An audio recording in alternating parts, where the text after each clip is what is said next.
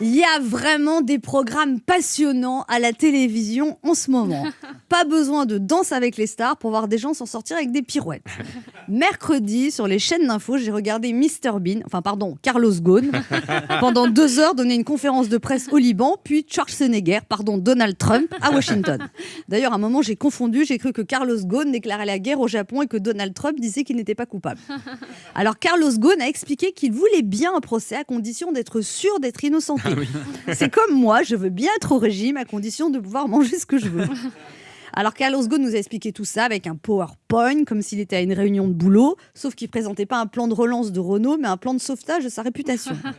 Ou alors Carlos Ghosn annonçait la sortie de la nouvelle Renault après la Renault Capture, la Renault L'Injustice, avec une grande malle en option et des morceaux de sourcils à l'intérieur.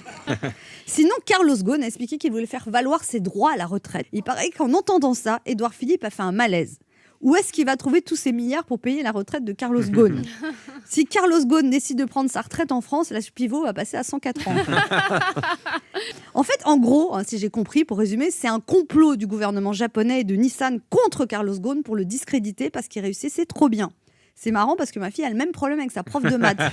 Elle lui met des mauvaises notes parce qu'elle réussit trop bien.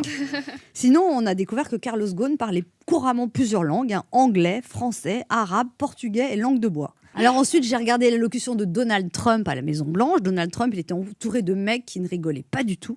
Et en même temps, quand t'as le malheur de te retrouver si près de son visage de citrouille d'Halloween 2002, t'as pas vraiment envie de rigoler. Surtout quand on sait que la citrouille, elle a les codes de la bombe nucléaire. Ouais. Et là, je me suis dit que Trump allait encore être président pendant 10 mois et ça risquait d'être très très long.